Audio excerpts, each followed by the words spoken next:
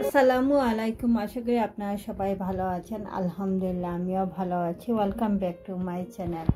আমি আজকে আপনাদের সামনে চিজ পাস্তা, যেটা ম্যাকারনি চিজ পাস্তা রেসিপি নিয়ে হাজির হয়েছি।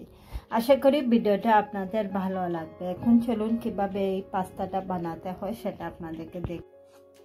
এই কাপে দিয়েছি এখানে 4 কাপ দুধ, আর দুধটা বয়েল হয়ে গেছে। এখন এটাতে দিয়ে দিচ্ছি 2 কাপ পাস্তা।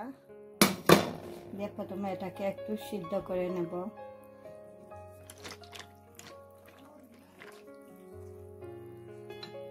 এখানে আমার মনে হচ্ছে 4 কাপ দুধ এনাফ না, তাই আরও 2 কাপ দুধ অ্যাড করে নিয়েছি, কারণ পাস্তা সিদ্ধ হতে একটু সময় লাগবে, ততক্ষণে দুধটা অনেকখানি কমে যেতে পারে, তাই আরও 2 কাপ দুধ অ্যাড করে নিয়েছি। টোটাল 6 কাপ দুধ দিয়েছি। পাস্তাটা সিদ্ধ হচ্ছে, দিয়ে দিচ্ছি এটাতে স্বাদ মতো লবণ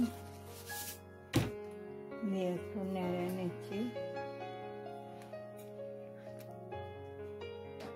পাস্তাটা সিদ্ধ হওয়ার সাথে সাথে এখন দিয়ে দিচ্ছি পাপরিকার পাউডার এবং দিয়ে দিচ্ছি ব্ল্যাক পেপার দিয়েছি 1/2 টিস্পুন, আর পাপরিকার পাউডার দিয়েছি 1.5 মিনিটার দিয়ে আবারও এগুলোকে নেড়ে নিচ্ছি। পাস্তাটা সিদ্ধ হওয়ার আগ পর্যন্ত জাস্ট একটু অপেক্ষা করব।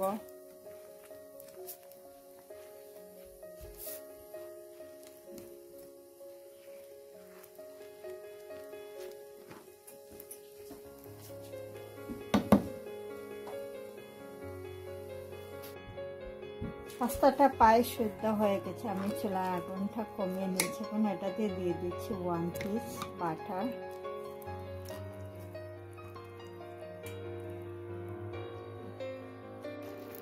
পাস্তাটা প্রায় তৈরি হয়ে গেছে। আজকে যে চিজ পাস্তাটা বানিয়েছি, এখন চুলা থেকে নামিয়ে এটাতে চিজটা অ্যাড করে নেব।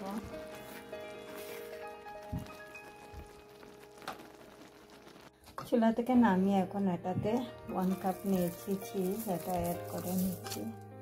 গরম থাকা অবস্থায় চিজটা অ্যাড করে নিতে হবে, যাতে কুইকলি এটা মেল্ট হয়ে যায়।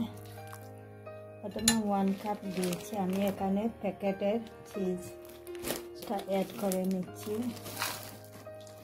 তারপর দিয়ে দিচ্ছি আরও 1/2 কাপ। দিয়ে আবার এগুলোকে নেড়ে নিচ্ছি।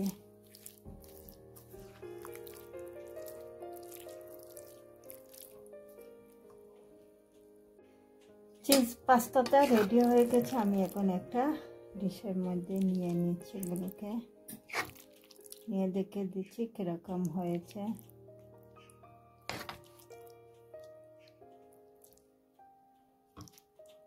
চিজ পাস্তাটা রেডি হয়ে গেছে। আমি এখন এটার উপরে জাস্ট অল্প কিছু ধনিয়া পাতাটা দিয়ে দিচ্ছি।